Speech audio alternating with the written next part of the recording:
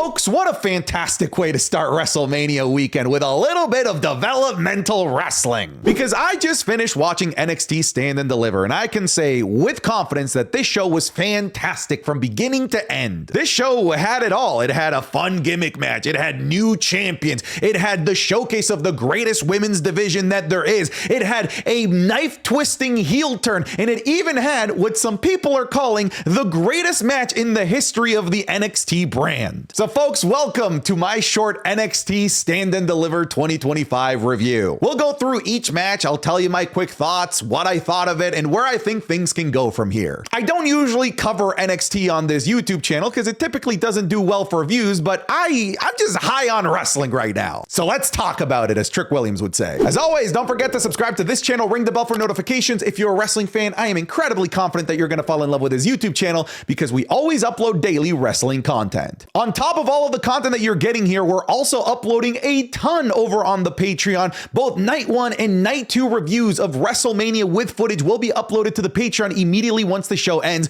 So make sure you check out the Patreon, patreon.com/SantiZab. You're going to get a whole host of extra content that we never upload here on YouTube. But all right, folks, let's talk about NXT Stand and Deliver 2025. Let's start things off by talking about the fatal 4-way tag team match to determine the #1 contenders for the WWE Women's Tag Team Championships between the teams of Metaphor, Cora Jade and Roxanne Perez, Fatal Influence, and Gigi Dolan and Tatum Paxley. I'm going to be flat out honest with you. I'm a little bit embarrassed. I haven't seen this match yet. I am going to go back and watch it. Unfortunately, this match happened during the pre-show, and I had no idea that this match was advertised for the pre-show. I thought it was going to be on the main card. I mean, I haven't seen WWE do pre-show matches in like forever. We have a 3-hour pre-show for WrestleMania and not a single match. It's usually just a glorified advertiser session. So that's my bad for not knowing that this match was going to be on the pre-show. But I did hear that this match is absolutely worth watching, so I'm going to go back and watch it. I do know the winners, and I do want to talk about some of the implications that have come about from this match. The winners are Gigi Dolan and Tatum Paxley, which means that they're going to be getting an opportunity to face off against the winner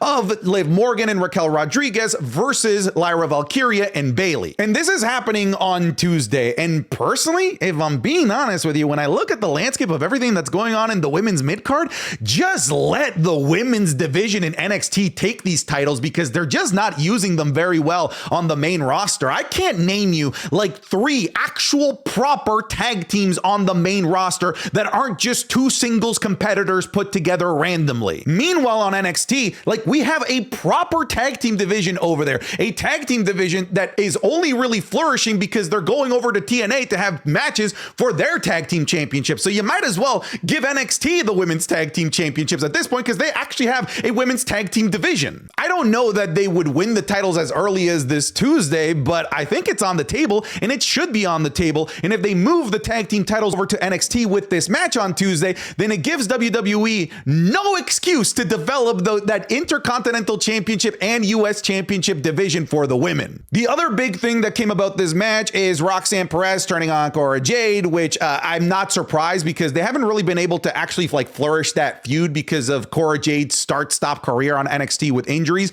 So I do think that they're going to be keeping Roxanne Perez down in NXT for a little while longer so that they can get through that feud and then eventually fully move her to the main roster. Now let's move on to the match between Ricky Saints and Ethan Page for the AEW World Heavy... Oh, nope, sorry. This is for the NXT North American Championship. Yeah, that's a joke. Both of these guys come from AEW, and one of the things that fans have been chanting throughout the feud and in this match are things like Tony fumbled and thank you, Tony, for sending these guys away from AEW, and now they've landed on NXT, and they put on an excellent match. It's by no means the match of the night, but they put on a very, very serviceable, hard-hitting match that even drew a little bit of blood the hard way from Ricky Saints. I thought these guys had excellent chemistry with one another. You can tell that they've worked with each other plenty of times in the past, whether it's in the indies, whether it's in AEW, and that chemistry carried over really naturally here in this match. I thought it was a fantastic way to start the show and a great way to get the crowd hot. Ricky Saints was able to retain, to the surprise of what I would say like nobody, because Ethan Page is basically just ready to go to the main roster. Ethan Page is doing a program in TNA at the moment, but in my opinion, this should just be it for Ethan Page on NXT. There's nothing for him to do in NXT anymore. Ricky Saints still has some time in NXT.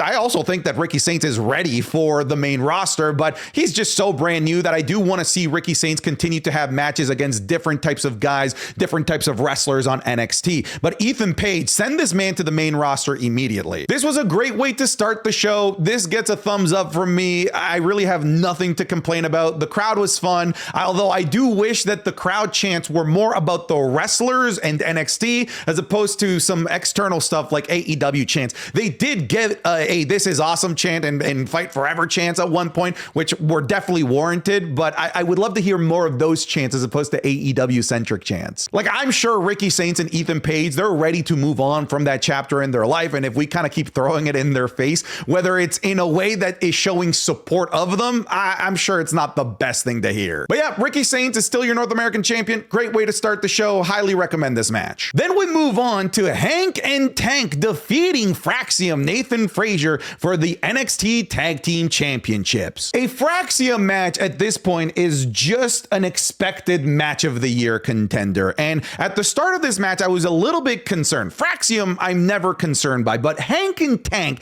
have had a bit of a rocky roller coaster in terms of winning me over as an entertaining in-ring tag team. They are highly entertaining and charismatic outside of the ring, but I've yet to see that like definitive, awesome Hank and Tank match. They did have a great showing in the Gauntlet match, but I still felt like there was a lot to be desired. But being put in the ring across for what I firmly think is the greatest NXT tag team of all time. I'm sorry, it's not Authors of Pain, it's not Shock the System, and it's not DIY anymore. It is 100% Fraxium. Being put across the ring from those guys allowed Hank and Tank to absolutely shine. Hank and Tank have this energy about them, this ability to move their really heavy weight meat bodies all over the place at a fast speed, and doing it alongside Fraxium and their ability to chuck guys like as far as they can because of their strength, especially guys of the size of Fraxium, made Hank and Tank look awesome in this match. We even saw a crazy suicida dive through the middle rope from Tank or Hank. I still have a hard time telling you which one is which, but he goes right through this thing and lands right on top of the actual announce table. And then we have just one of the nuttiest like false finishes that I've seen in a tag team match, where Fraxium hits their finishing sequence,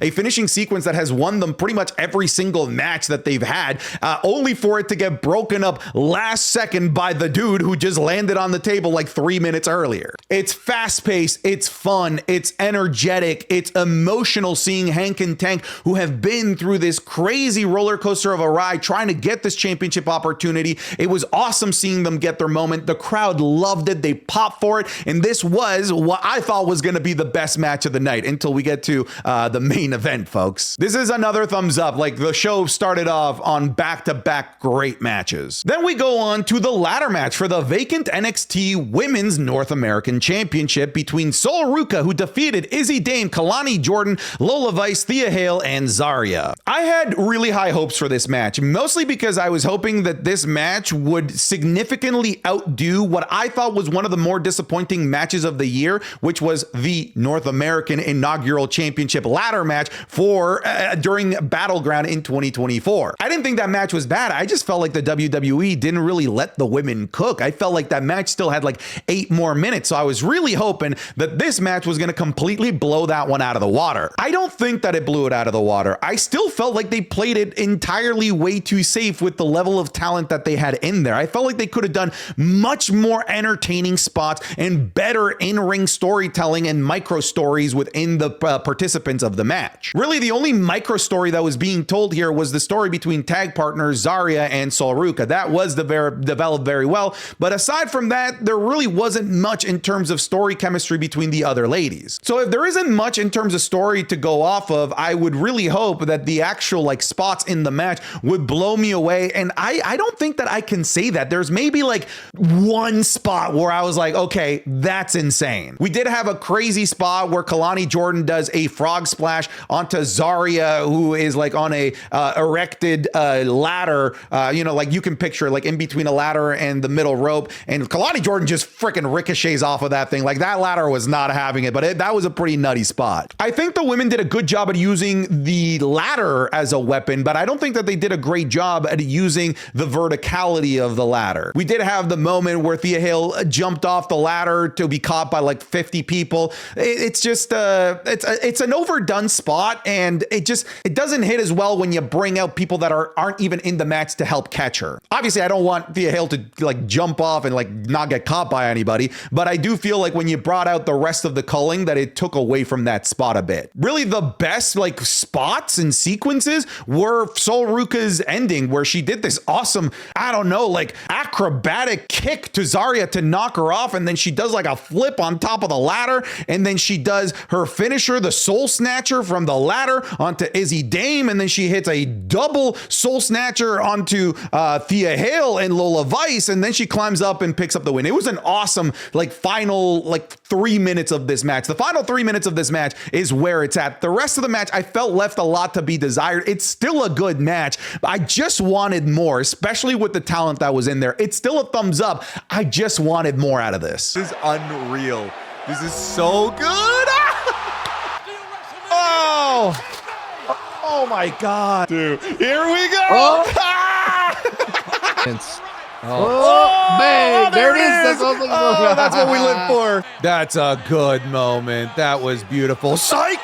That was a sneak peek of this week's Wrestling is Cool Match Club WrestleMania edition, available exclusively on patreon.com/SantiZap. This week we're looking at Roman Reigns versus Cody Rhodes, Bloodline Rules WrestleMania 40. God damn it, it's just as good as I remembered. The legendary match between The Rock and Hollywood Hulk Hogan at WrestleMania 18. The technical classic between Chris Jericho and Shawn Michaels at WrestleMania 19. The WrestleMania 23 Money in the Bank ladder match. And part 3 of the trilogy that was Stone Cold versus The Rock at WrestleMania 19. You'll be getting all of these, plus all the other matches that we've already done, plus the Raw reviews, SmackDown reviews, the currently ongoing and almost done Undertaker WrestleMania match review, the currently ongoing Royal Rumble reviews that we're doing, and so much more, all over on patreon.com/SantiZap. This is all content that we can never upload to YouTube because it would just get blocked due to copyright anyway, because we use real footage. So go check it out, patreon.com/SantiZap. I am confident that if you try it even for just 1 month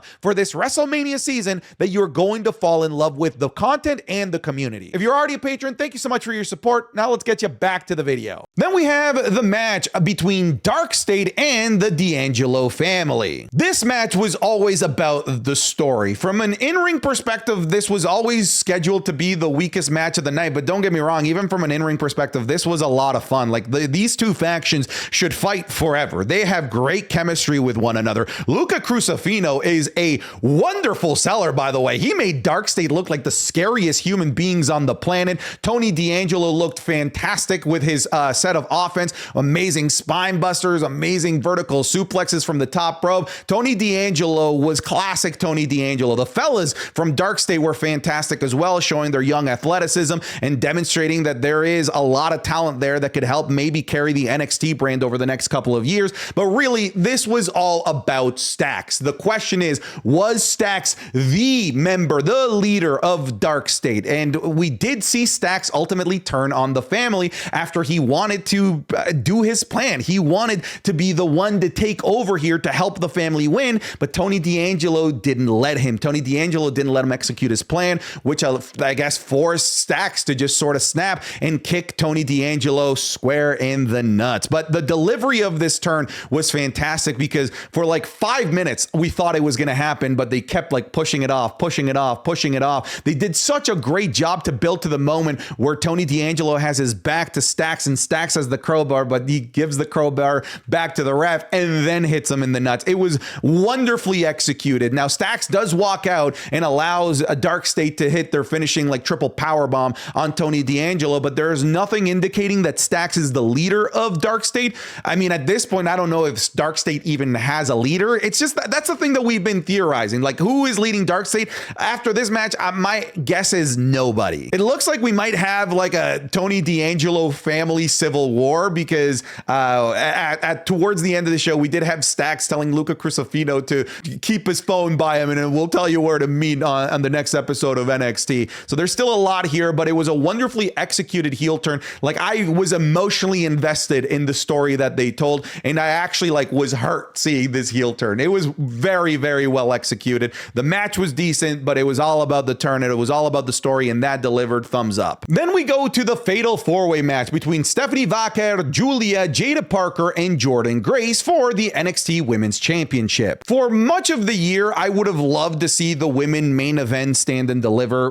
predominantly because they've been basically carrying the NXT brand, but we had some weird stuff happen with the women's main event scene, with Julia seemingly dropping the title because she's injured to Stephanie Vaquer to make her a double champion, but then Stephanie Vaquer has to vacate the North American Championship only for Julia to come back like 2 weeks afterwards. So was Julia ever injured? I don't know. Either way, I do feel like this match had maybe too many moving pieces. Stephanie Vaquer, Julia, Jada Parker, and Jordynne Grace are all excellent workers in their own right, but there was just a lot going on, and there was good chemistry between all four of these women, but I feel like in a singles environment, Stephanie Vaquer versus any one of these three would have thrived a lot more. I think the cool thing about this match as a fatal four-way is that this was a fatal four-way that had basically the four women in the ring more or less the entire time. There was very little downtime for any one of the women, aside from, you know, somebody staying down so that two people could have like a quick moment with one another, because we did get plenty of that. But what I loved about this match, aside from the fact that it's a fatal four-way where all four women were involved in the constant sequence of offense, was the fact that every single one of these women got to have the moment. They got to showcase themselves as a monster. They got to showcase themselves as future main event players in the main roster. All of them got like that like 3-minute of offense sequence where we're like, damn, that was friggin' sweet. I would say that the person that got the best sequence of offense in this match was actually Jordynne Grace. Jordynne Grace looked phenomenal in this match. They really did a great job at showcasing her strength by having multiple sequences where she's just chucking around these women like they're rag dolls, and in some sequences picking multiple of them up at the same time. Stephanie Vaquer is Stephanie Vaquer. She is just brilliant in the ring. She truly is a generational talent, and she showcased that here. Julia, I still feel like Julia needs to get going more and more and more, and I don't think that this type of match was the right environment for Julia. I think that Jada Parker had a bit of a coming out party, but to me, like, the best two performers here were definitely Stephanie Vaquer and Jordynne Grace. The match ends with one of those sequences where all four are involved, where we have Stephanie hit a spiral tap on top of Jada Parker as she's trying to pin somebody, and then is able to hit like her backbreaker finisher. She almost didn't hit it because she wasn't able to pick up Jada Parker the first time, but after a second try, she did. It looked clean. She was able to pick up the victory, and I think they made the right choice by having Jada Parker be the one to eat the pin here, because she's still, much like somebody like Javon Evans, just has so much runway that she still has plenty of time in NXT, that eating a pin here, especially to your champion and somebody that is considered one of the best wrestlers on the planet, isn't going to hurt your stock much. So I think they made the right call by having Stephanie Vaquer win. I felt like that was good choice number one, and two, having Jada Parker take the pin. This was a great match. I thought that it had the opportunity to be better, but I still thought that this was absolutely great and worth watching. So thumbs up. Like, basically this whole show is nothing but thumbs up. And then the main event of the evening, Obafemi versus Javon Evans versus Trick Williams, the men's triple threat match for the NXT Championship. This was, I genuinely believe, a generational match. There are people on Twitter saying that this is the best match of the decade in all of WWE. Some people are saying that this is the best match in NXT history, and like that is a major accolade to give this match, because NXT has some wildly good matches, but this has to be in the conversation.